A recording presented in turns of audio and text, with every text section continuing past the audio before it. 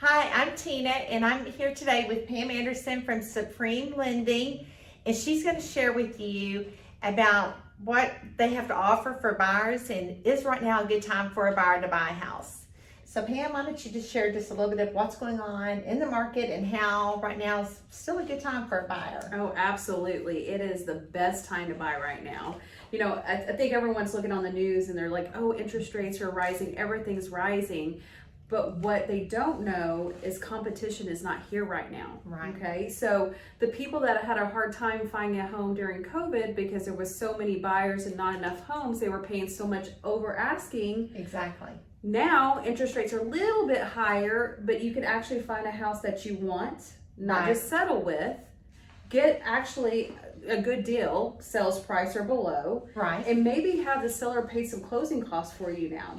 Yeah. So even though that interest rates are a little bit higher than they were, it's actually a great time to buy it because you can actually buy a home that you actually want and get a decent deal on.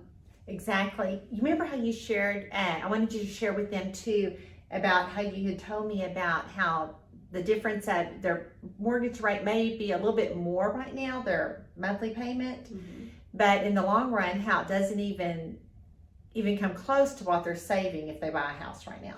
Yeah, think about, okay, if you bought a home this last spring, Right. it was listed for $425,000. Someone would probably have paid over $475 for the home just to get it. Okay? Exactly. Yes. If they put 20% down on that, their loan amount $380 or so. And then versus the same house in this market, you would have bought it for $400,000. You have 20% down on that.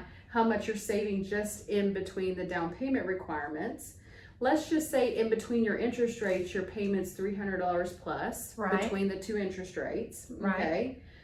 But you're able to refinance because everything we're learning right now and hearing is that we should see a little bit of a reprieve in interest rates next year. Which is good news. Great news. Yes. You refinance at that point, so when everyone's battling to try to find a home, and again, it's supply and demand. So if our inventory is still low, which has been the problem for several years, they're going to be able to just refinance instead of battling everyone else that's trying to even buy a home. And then you refinance into that lower interest rate, into the payment that you want. So you're still coming out way ahead of the game, not paying $20,000, $30,000, $50,000 over the home, just getting into it by paying a little bit more in interest rate. All right. That's kind of what I wanted people to know and share with everybody, is that the buying and selling is still a good time here, especially here in Texas. Absolutely. So the other thing I wanted to see if you could share are the different programs that Supreme is offering. Yeah. So we're always going to give you all your options. So one of those is the 2-1 buy down. Now that's our lingo, but basically the seller pays for a savings account that is used to buy down your interest rate for the first year and your second year of having the home. It's a temporary buy down, but the whole thought process is, how do we get you the best interest rate we totally can to save you on that monthly payment until it's time to refinance? Okay, and when you say like a saving account, you're saying the 2-1. So I know you're talking about points. Is that what it is? So for instance, if you had, let's just say, a $500,000 home, the seller gives money to put into account. So the difference, if let's just say your rate was going to be 7.25%, okay? Your first year, your rate would be 5.25%. Okay. Okay, and the second year, your rate would be 6.25%. And then your third year to the term of your loan would be 7.25% at that point. Wow. So the difference in the payment that you would pay between the 5.25% to 7.25% and then 6.25% to 7.25%, we're going to grab from that savings account that the seller is paying for you to do this with. Okay. Now let's just say you refinance before all those funds are taken out those 2 years. Right.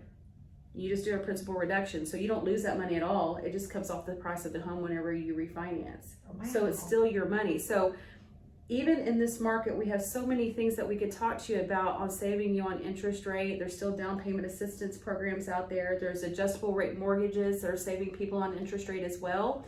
And there's also assumable loans too. With the government assumables. loans. Yeah, I always forget about the assumables.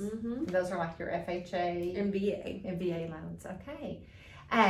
As far as when you were talking about the the savings account? Are you talking escrow? Yeah, it's kind of, we put it aside in a different account and we grab for when we need that difference in payment. So think of it as an escrow account. That money's going to be set aside for you to take that deficit that you would have paid that month for that mortgage payment for the first 2 years.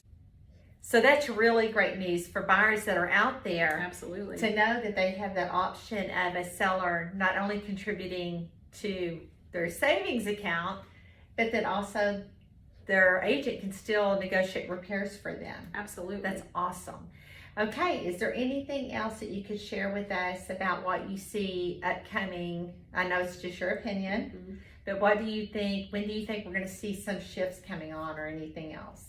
Well, I always say this is whose ever crystal ball is correct, right? That's right, yeah. It's all these graphs and things that we see from past recessions that we've gone in. So we're trying to trend it because it seems to always do the same thing.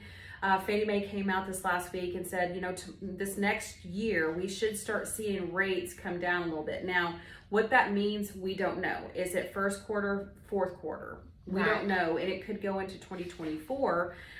But do I see that interest rates are going to go down to 3% again? Absolutely not. Right. My own personal opinion, I think we're going to be in the fives, 4.5, 5. It's going to be where we'll see that. If we go down 1.8% and we're at 8%, then that's going to affect that, because right now we do see we're starting to still increase.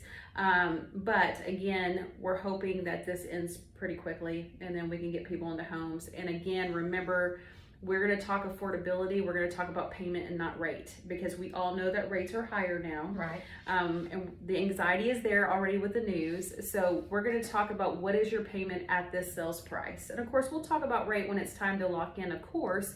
But as long as your affordability is there and you can make that mortgage payment, then that's what we're going to talk about, because that's what's really important. Because again, you're going to refinance eventually. And that's what I wanted you to share with them, Pam, that refinancing is in your future. So do not put your dream on hold of home ownership. There's no reason to. No. And if you have questions about lending or what would my payment be for a home, then let me just tell you, pick up that phone, call Pam today. She will be more than happy to help you. The number is below, and also her email is below. So feel free to just message her. And then also, if you have any interest right now and you're like, hey, I want to talk with you, Teena, about purchasing a home or selling a home, just fill out our Texas Home Questionnaire in the link below, and we'll get back with you. Thank you so much for taking the time to listen to us today. Take care.